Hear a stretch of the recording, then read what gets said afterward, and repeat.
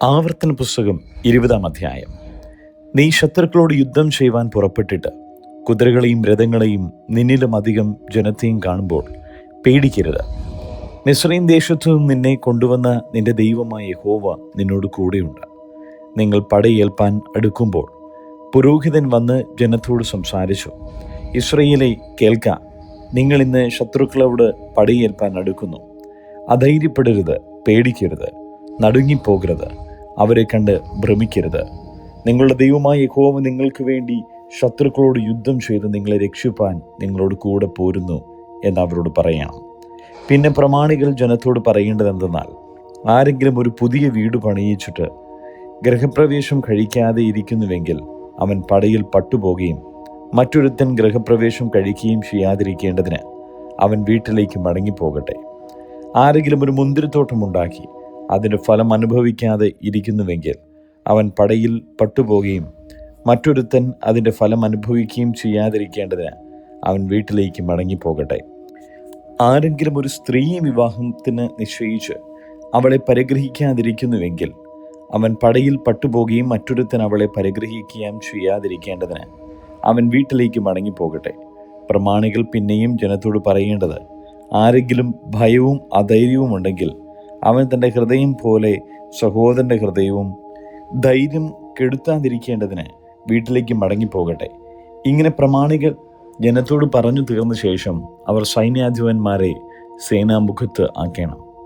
നീ ഒരു പട്ടണത്തോട് യുദ്ധം ചെയ്യുവാൻ അടുത്തു ചെല്ലുമ്പോൾ സമാധാനം എന്ന് വിളിച്ചു പറയണം. സമാധാനം എന്ന് മറുപടി പറഞ്ഞ് വാതിൽ തുറന്നു തന്നാൽ അതിലുള്ള ജനം എല്ലാം നിനക്ക് ഊഴിയവേലക്കാരായി സേവ ചെയ്യണം. എന്നാൽ അത് നിന്നോട് സമാധാനമാകാതെ യുദ്ധം ചെയ്യുന്നുവെങ്കിൽ അതിനെ നിരോധിക്കണം. നിന്റെ ദൈവമായ യഹോവ അത് നിന്റെ കയ്യിൽ ഏൽപ്പിച്ച ശേഷം അതിലുള്ള പുരുഷ പ്രജയൊക്കെയും വാളിൻ്റെ വായ്ത്തലയാൽ കൊല്ലണം. എന്നാൽ സ്ത്രീകളെയും കുട്ടികളെയും നാൽക്കാലികളെയും പട്ടണങ്ങളിലുള്ള സകലത്തെയും അതിലെ ഒക്കെയും നിനക്കായിട്ട് എടുത്തുകൊള്ളാം. നിന്റെ ദൈവമായ യഹോവ നിനക്ക് തന്നതായ നിന്റെ ശത്രുക്കളുടെ കൊള്ള നിനക്ക് അനുഭവിക്കാം. ഈ ജാതികളുടെ പട്ടണങ്ങളുടെ കൂട്ടത്തിൽ ഉൾപ്പെടാതെ വളരെ ദൂരമായിരിക്കുന്ന എല്ലാ പട്ടണങ്ങളോടും ഇങ്ങനെ ചെയ്യണം.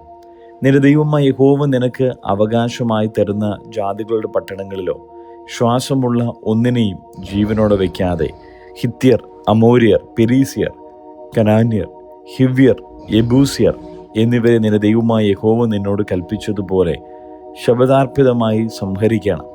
അവർ തങ്ങളുടെ ദേവപൂജയിൽ ചെയ്തു പോരുന്ന സകല മ്ലേച്ഛതകളും ചെയ്യുവാൻ നിങ്ങളെ പഠിപ്പിച്ചിട്ട് നിങ്ങൾ നിങ്ങളുടെ ദൈവമായ യഹോവയോട് പാപം ചെയ്യാതിരിക്കേണ്ടത് തന്നെ. ഒരു പട്ടണം പിടിപ്പാൻ അതിനോട് യുദ്ധം ചെയ്ത് വളരെ കാലം നിരോധിക്കേണ്ടി വന്നാൽ അതിൻ്റെ ചുറ്റുമുള്ള വൃക്ഷങ്ങളെ കോടാലി കൊണ്ട് വെട്ടി നശിപ്പിക്കരുത്. അവയുടെ ഫലം നിനക്ക് തിന്നാവുന്നതാകിയാൽ അവയെ വെട്ടിക്കളയരുത്. നീ പറമ്പിലെ വൃക്ഷത്തെ നിരോധിപ്പാൻ അത് മനുഷ്യനാകുന്നുവോ? തിന്മാനുള്ള ഫലം വൃക്ഷമല്ലെന്ന് അറിയുന്ന വൃക്ഷങ്ങളെ മാത്രം വെട്ടിക്കളയുകയും നിന്നോട് യുദ്ധം ചെയ്യുന്ന പട്ടണം കീഴടങ്ങും വരെ അതിൻ്റെ നേരെ കൊത്തളം പണിയുകയും ചെയ്യാം. ആവർത്തന പുസ്തകം 21-ാം അധ്യായം. നിന്റെ ദൈവമായ യഹോവ നിനക്ക് അവകാശമായി തരുന്ന ദേശത്ത് വയലിൽ ഒരുത്തനെ കൊന്നിട്ടിരിക്കുന്നത് കാണുകയും അവനെ കൊന്നവൻ ആരെന്ന് അറിയാതിരിക്കുകയും ചെയ്താൽ നിന്റെ മൂപ്പന്മാരും ന്യായാധിപന്മാരും പുറത്തു ചെന്ന് കൊല്ലപ്പെട്ടവൻ്റെ ചുറ്റുമിരിക്കുന്ന അതത് പട്ടണം വരെയുള്ള ദൂരം അളക്കണം. കൊല്ലപ്പെട്ടവന് അധികം അടുത്തിരിക്കുന്ന പട്ടണത്തിലെ മൂപ്പന്മാർ വേല ചെയ്യിക്കാത്തതും നുകം വയ്ക്കാത്തതുമായ ഒരു പശുക്കിടാവിനെ കൊണ്ടുവരണം. ആ പട്ടണത്തിലെ മൂപ്പന്മാരും ഉഴവും വിതയുമില്ലാത്തതും നീരോട്ടമുള്ളതുമായ ഒരു താഴ്വരയിൽ പശുക്കിടാവിനെ കൊണ്ടുചെന്ന് അവിടെ വെച്ച് പശുക്കിടാവിൻ്റെ കഴുത്ത് ഒടിച്ചു കളയണം. പിന്നെ ലേവ്യരായ പുരോഹിതന്മാർ അടുത്തു ചെല്ലണം. അവരെയല്ലോ നിന്റെ ദൈവമായ യഹോവ തനിക്ക് ശുശ്രൂഷ ചെയ്യുവാനും യഹോവയുടെ നാമത്തിൽ അനുഗ്രഹിപ്പാനും തിരഞ്ഞെടുത്തിരിക്കുന്നത്. അവരുടെ വാക്കിൻ പ്രകാരം സകല വ്യവഹാരവും അടികലശവും തീർക്കേണ്ടതാകുന്നു. കൊല്ലപ്പെട്ടവന് അടുത്ത പട്ടണത്തിലെ മൂപ്പന്മാർ എല്ലാവരും താഴ്വരയിൽ വെച്ച് കഴുത്തൊടിച്ച പശുക്കിടാവിന്മേൽ തങ്ങളുടെ കൈ കഴുകി, ഞങ്ങളുടെ കൈകൾ ആ രക്തം ചിന്നിയിട്ടില്ല, ഞങ്ങളുടെ കണ്ണ് അത് കണ്ടിട്ടുമില്ല. യഹോവേ, നീ വീണ്ടെടുത്തിട്ടുള്ള നിന്റെ ജനമായ ഇസ്രായേലിനോട് ക്ഷമിക്കണമേ. നിന്റെ ജനമായ ഇസ്രായേലിൻ്റെ മധ്യേ കുറ്റമില്ലാത്ത രക്തം ഇരിപ്പാൻ ഇടവരുത്തരുതേ എന്ന് പറയണം. എന്നാൽ ആ രക്തപാതകം അവരോട് മോചിക്കപ്പെടും. ഇങ്ങനെ യഹോവയ്ക്ക് ഹിതമായുള്ളത് ചെയ്ത് കുറ്റമില്ലാത്ത രക്തം നിങ്ങളുടെ ഇടയിൽ നിന്ന് നീക്കിക്കളയണം. നീ ശത്രുക്കളോട് യുദ്ധം ചെയ്യുവാൻ പുറപ്പെട്ടിട്ട് നിന്റെ ദൈവമായ യഹോവ അവരെ നിന്റെ കയ്യിൽ ഏൽപ്പിക്കുകയും നീ അവരെ ബദ്ധന്മാരായി പിടിക്കുകയും ചെയ്താൽ, ആ ബദ്ധന്മാരുടെ കൂട്ടത്തിൽ സുന്ദരിയായ ഒരു സ്ത്രീയെ കണ്ട് ഭാര്യയായി എടുപ്പാൻ തക്കവണ്ണം അവളോട് പ്രേമം ജനിക്കുന്നുവെങ്കിൽ നീ അവളെ വീട്ടിൽ കൊണ്ടുപോകണം. അവൾ തലമുടി ചിരക്കുകയും നഖം മുറിക്കുകയും ബദ്ധവസ്ത്രം മാറി നിന്റെ വീട്ടിൽ പാർത്ത് 1 മാസം തൻ്റെ അപ്പനെയും അമ്മയെയും കുറിച്ച് ദുഃഖിക്കുകയും ചെയ്ത ശേഷം നീ അവളുടെ അടുക്കൽ ചെന്ന് അവൾക്ക് ഭർത്താവായും അവൾ നിനക്ക് ഭാര്യയായും ഇരിക്കണം. എന്നാൽ നിനക്ക് അവളോട് ഇഷ്ടമില്ലാതെയായെങ്കിൽ അവളെ സ്വതന്ത്രയായി വിട്ടയക്കണം. അവളെ ഒരിക്കലും വിലയ്ക്ക് വിൽക്കരുത്. നീ അവളെ പരിഗ്രഹിച്ചതുകൊണ്ട് അവളോട് കാഠിന്യം പ്രവർത്തിക്കരുത്. ഒരുത്തി ഇഷ്ടയായും മറ്റവൾ അനിഷ്ടയായും ഇങ്ങനെ ഒരാൾക്ക് 2 ഭാര്യമാർ ഉണ്ടായിരിക്കുകയും അവർ ഇരുവരും അവന് പുത്രന്മാരെ പ്രസവിക്കുകയും ആദിജാതൻ അനിഷ്ടയുടെ മകൻ ആയിരിക്കുകയും ചെയ്താൽ, അവൻ തൻ്റെ സ്വത്ത് പുത്രന്മാർക്ക് ഭാഗിച്ചു കൊടുക്കുമ്പോൾ അനിഷ്ടയുടെ മകനായ ആദിജാതനു പകരം ഇഷ്ടയുടെ മകന് ജ്യേഷ്ഠാവകാശം കൊടുത്തുകൂടാ. തനിക്കുള്ള സകലത്തിലും 2 പങ്ക് അനിഷ്ടയുടെ മകന് കൊടുത്ത് അവനെ ആദിജാതനെന്ന് സ്വീകരിക്കണം. അവൻ അവൻ്റെ ബലത്തിൻ്റെ ആരംഭമല്ലോ. ജ്യേഷ്ഠാവകാശം അവനുള്ളതാകുന്നു.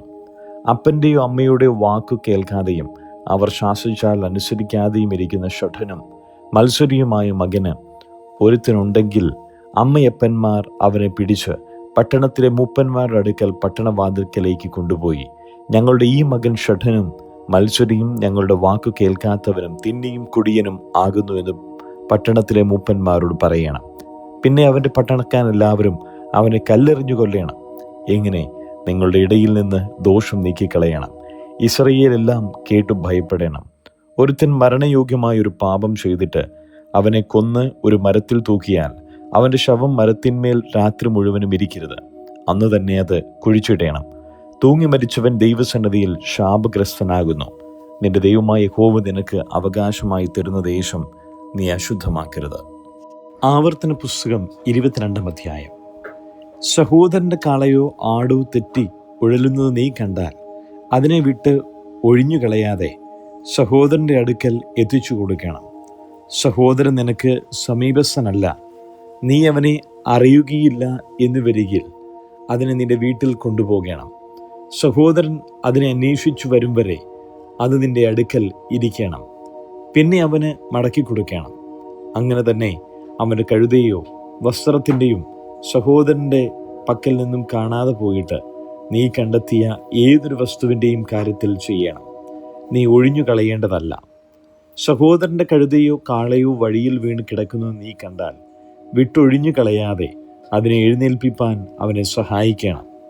പുരുഷൻ്റെ വസ്ത്രം സ്ത്രീയും സ്ത്രീയുടെ വസ്ത്രം പുരുഷനും ധരിക്കരുത്. അങ്ങനെ ചെയ്യുന്നവരൊക്കെയും നിന്റെ ദൈവമായ യഹോവയ്ക്ക് വെറുപ്പാകുന്നു.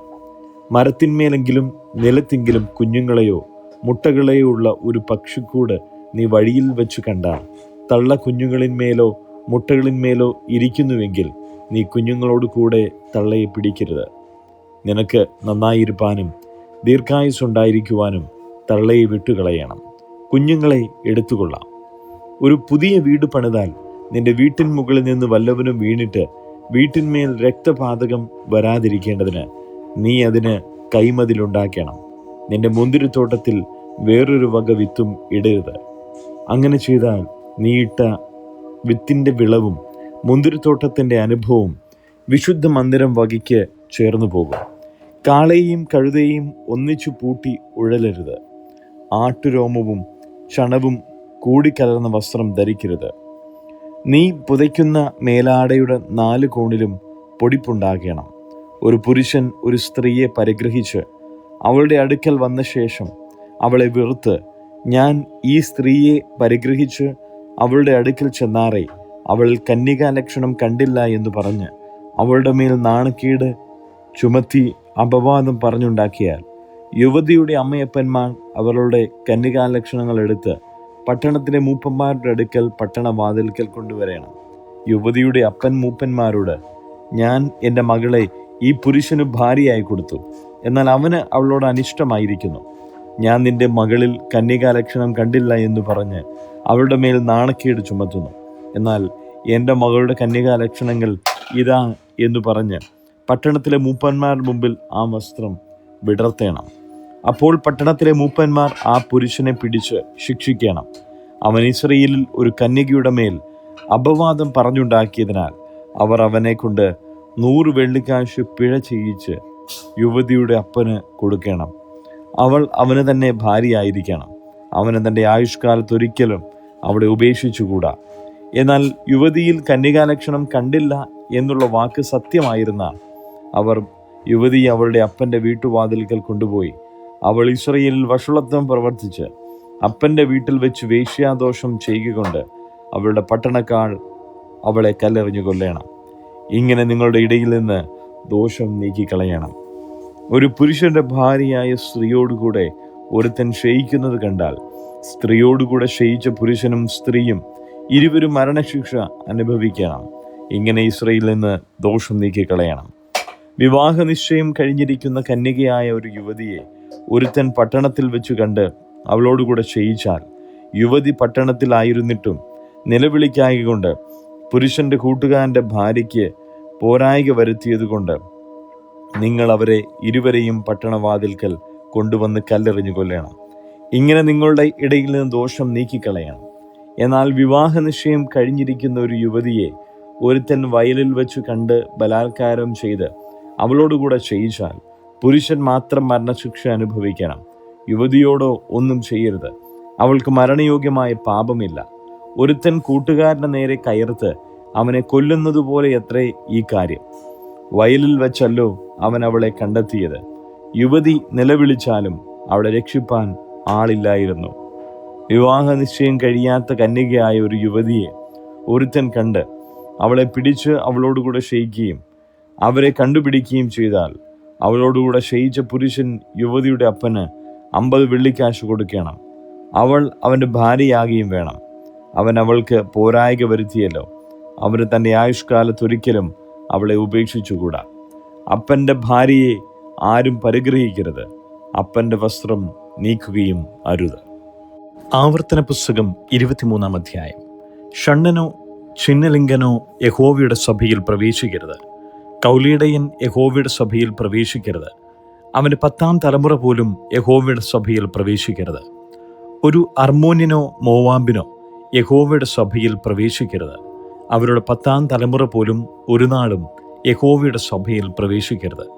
നിങ്ങൾ മിസ്രയീമിൽ നിന്ന് വരുമ്പോൾ അവർ അപ്പവും വെള്ളവും കൊണ്ട് വഴിയിൽ നിങ്ങളെ വന്ന് എതിരേൽക്കായ്കൊണ്ടും നിന്നെ ശപിപ്പാൻ അവർ മെസൊപ്പൊത്താമ്യയിലെ പെഥോരിൽ നിന്ന് ബെയൂരിൻ്റെ മകനായ ബിലയാമിനെ നിനക്ക് വിരോധമായി കൂലിക്ക് വിളിപ്പിച്ചതുകൊണ്ടും തന്നെ. എന്നാൽ ബിലയാമിനെ ചെവിക്കൊടുപ്പാൻ നിന്റെ ദൈവമായ യഹോവയ്ക്ക് മനസ്സില്ലായിരുന്നു. നിന്റെ ദൈവമായ യഹോവ നിന്നെ സ്നേഹിച്ചതുകൊണ്ട് നിന്റെ ദൈവമായ യഹോവ ശാപം നിനക്ക് അനുഗ്രഹമാക്കി തീർത്തു. ആകയാൽ നിന്റെ ആയുഷ്കാലത്തൊരിക്കലും അവരുടെ സമാധാനത്തിനും ഗുണത്തിനും വേണ്ടി ചിന്തിക്കരുത്. ഏദോമിനെ വെറുക്കരുത്, അവൻ നിന്റെ സഹോദരനല്ലോ. മിസ്രയീമിനെ വെറുക്കരുത്, നീ അവൻ്റെ ദേശത്ത് പരദേശിയായിരുന്നുവല്ലോ. 3-ാം തലമുറയായി അവർക്ക് ജനിക്കുന്ന മക്കൾക്ക് യഹോവയുടെ സഭയിൽ പ്രവേശിക്കാം. ശത്രുക്കൾക്ക് നേരെ പാളയം ഇറങ്ങുമ്പോൾ കൊള്ളരുതാത്ത കാര്യമൊന്നും ചെയ്യാതിരുപ്പാൻ നീ സൂക്ഷിച്ചു കൊള്ളണം. രാത്രിയിൽ സംഭവിച്ച കാര്യത്താൽ അശുദ്ധനായി തീർന്ന ഒരുത്തൻ നിങ്ങളിലുണ്ടായിരുന്നാൽ അവൻ പാളയത്തിന് പുറത്തു പോകണം. പാളയത്തിനകത്ത് വരരുത്. സന്ധ്യയാകുവോളം അവൻ വെള്ളത്തിൽ കുളിക്കണം. സൂര്യൻ അസ്തമിച്ചിട്ട് അവന് പാളയത്തിനകത്ത് വരാം. ബാഹ്യത്തിന് പോകുവാൻ നിനക്കൊരു സ്ഥലം പാളയത്തിന് പുറത്ത് ഉണ്ടായിരിക്കണം. നിന്റെ ആയുധങ്ങളുടെ കൂട്ടത്തിൽ ഒരു പാരയും ഉണ്ടായിരിക്കണം. ബാഹ്യത്തിന് ഇരിക്കുമ്പോൾ അതിനാൽ കുഴിച്ച് നിന്റെ വിസർജനം മൂടിക്കളയണം. നിന്റെ ദൈവമായ യഹോവ നിന്നെ രക്ഷിപ്പാനും ശത്രുക്കളെ നിനക്ക് ഏൽപ്പിച്ചു തരുവാനും നിന്റെ പാളയത്തിന് മധ്യേ നടക്കുന്നു. നിങ്ങൾ വൃത്തികേട് കണ്ടിട്ട് അവൻ നിന്നെ വിട്ടകലാതിരുപ്പാൻ നിന്റെ പാളയം ശുദ്ധിയുള്ളതായിരിക്കണം. യജമാനെ വിട്ട് നിന്റെ അടുക്കൽ ശരണം പ്രാപിപ്പാൻ വന്ന ദാസനെ യജമാനന്റെ കയ്യിൽ ഏൽപ്പിക്കരുത്. അവൻ നിങ്ങളുടെ ഇടയിൽ നിന്റെ പട്ടണങ്ങളിൽ ഏതിലെങ്കിലും തനിക്ക് ബോധിച്ചിടത്ത് നിന്നോടുകൂടെ പാർക്കട്ടെ. അവനെ ഞെരുക്കം ചെയ്യരുത്. ഇസ്രയേൽ പുത്രിമാരിൽ ഒരു വേശ്യ ഉണ്ടാകരുത്. ഇസ്രയേൽ പുത്രന്മാരിൽ പുരുഷ മൈഥുനക്കാരനും ഉണ്ടാകരുത്. വേശ്യയുടെ കൂലിയും നായുടെ വിലയും നിന്റെ ദൈവമായ യഹോവയുടെ ആലയത്തിലേക്ക് യാതൊരു നേർച്ചയായിട്ടും കൊണ്ടുവരരുത്. ഇവ രണ്ടും നിന്റെ ദൈവമായ യഹോവയ്ക്ക് അറപ്പാകുന്നു. പണത്തിനോ ആഹാരത്തിനോ വായ്പ കൊടുക്കുന്ന യാതൊരു വസ്തുവിനോ സഹോദരനോട് പലിശ വാങ്ങരുത്. അന്യനോട് പലിശ വാങ്ങാം, എന്നാൽ നീ കൈവശമാക്കുവാൻ ചെല്ലുന്ന ദേശത്ത് നീ തൊടുന്നതിലൊക്കെയും നിന്റെ ദൈവമായ യഹോവ നിന്നെ അനുഗ്രഹിക്കേണ്ടതിന് സഹോദരനോട് പലിശ വാങ്ങരുത്. നിന്റെ ദൈവമായ യഹോവയ്ക്ക് നേർച്ച നേർന്നാൽ അത് നിവർത്തിപ്പാൻ താമസം വരുത്തരുത്. അങ്ങനെ ചെയ്താൽ നിന്റെ ദൈവമായ യഹോവ നിന്നോട് ചോദിക്കും, അത് നിങ്കൽ പാപമായിരിക്കും. നേരാതിരിക്കുന്നത് പാപമാകേയില്ല. നിന്റെ നാവിന്മേൽ നിന്ന് വീണത് നിവർത്തിക്കുകയും വായ്കൊണ്ട് പറഞ്ഞ് സ്വമേധാദാനം നിന്റെ ദൈവമായ യഹോവയ്ക്ക് നേർന്നത് പോലെ നിവർത്തിക്കുകയും വേണം. കൂട്ടുകാരൻ്റെ മുന്തിരിത്തോട്ടത്തിലൂടെ പോകുമ്പോൾ ഇഷ്ടം പോലെ മുന്തിരിപ്പഴം തൃപ്തിയാവണ്ണം നിനക്ക് തിന്നാം, എങ്കിലും നിന്റെ പാത്രത്തിൽ ഇടരുത്.